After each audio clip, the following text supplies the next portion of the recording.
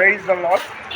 ఈరోజు నవంబర్ 23వ తేదీ శనివారం 2024వ సంవత్సరం.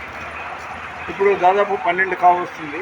గోపి ల్యాబ్ పించిపేట శాంతికుమారి ఆసుపత్రి దగ్గర గోపి ల్యాబ్కి బ్లడ్ టెస్ట్కి వచ్చాను.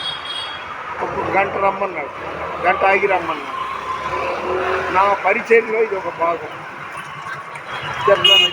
సిలువ చెంత చేరిన నాడే కలుషములను కడిగి వేయుం.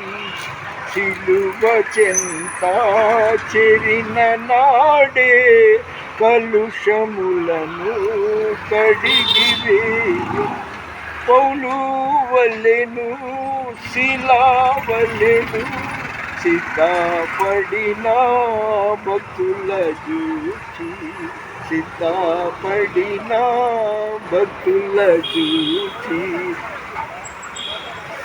కొండలాంటి బండలాంటి మొండి హృదయం మండించి, పండియున్న పపులనైనా పిలచుతుండే పరము చేరా.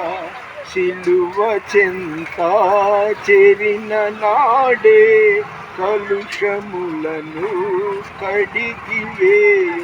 ఈరోజు నేను డ్రెస్ వేసుకోలేదు కాబట్టి మీరు ఎర్ర షర్ట్ మీద ఉన్నారేంటి ఫ్రాన్సిస్ గారు అనుకున్నారు. ఇది కప్పల బడి అంటారండి. ఇప్పుడు మహమ్మదాలిపురం స్కూల్ అని ఏదో అంటున్నారు, పేరు ఉంది. ఇప్పుడు ఈ కప్పలబడి దగ్గర బనానాస్ అంటే అరటిపళ్ళు అమ్మే మణిగారి బండి దగ్గర వచ్చాను. అంటే బ్లడ్ టెస్ట్కి వెళ్ళి ఒక గంట గ్యాప్ ఇచ్చి రమ్మన్నారు, అందుకని ఇలా వచ్చాను. నేను పడుకున్నా, కూర్చున్నా, నిలబడ్డా ఎప్పుడు దేవుని ధ్యానంలో, దేవుని ధ్యాసలో ఉంటాను.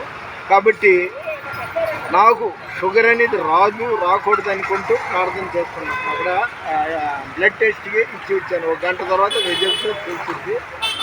మన వినికిడిలో దేవుడి కొన్ని మాటలు దీవించును గాక. మణి యొక్క ప్రతి సమస్య దేవుడు పరిష్కరించి ఆమెకి ఎలాంటి కష్టాలు లేకుండా కాపాడును గాక యేసు నామములో.